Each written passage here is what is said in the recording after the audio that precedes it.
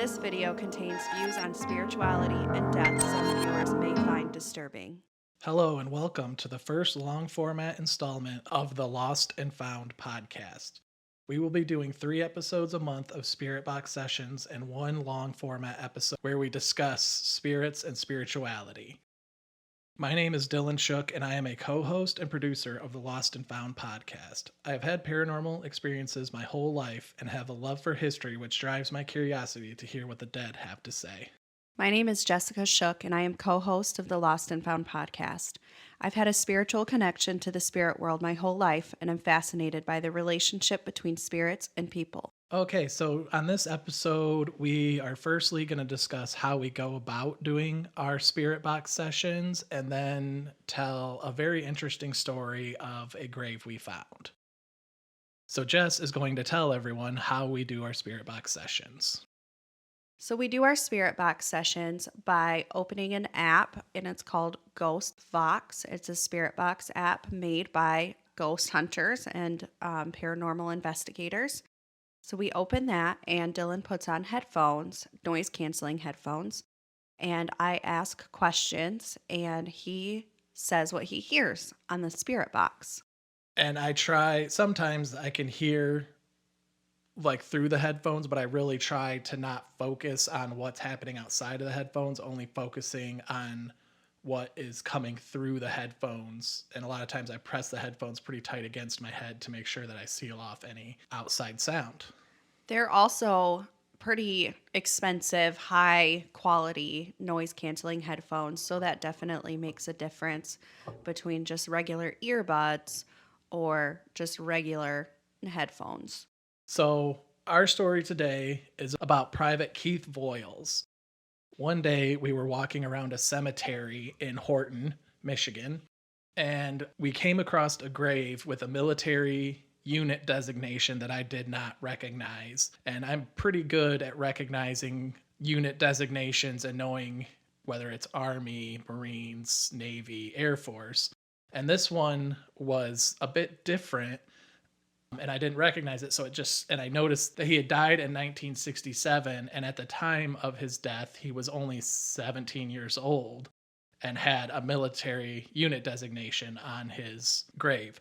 So we tried looking into what that unit designation was and couldn't find any information on it. So I asked my dad, who was in the military, if he knew what it was. And to him, he said it sounded like a basic training unit designation.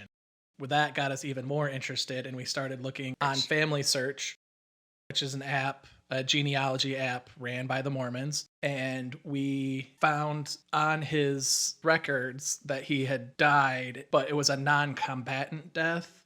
So that got us really interesting. So then we got home, and Jess started doing research through our local library and finding records and newspaper articles about Keith Voyles.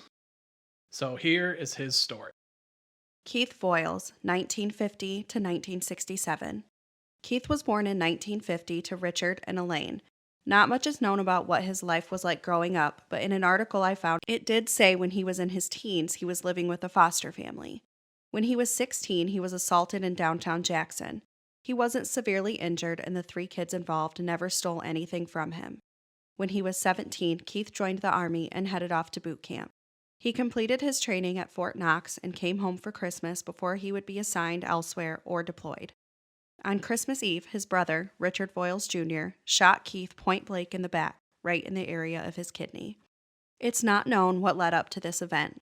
Richard then held Keith hostage for almost an hour while he lay on the floor dying. Police were finally able to get him, but unfortunately, a few days later, he passed away at the hospital. His brother was arrested and pled insanity.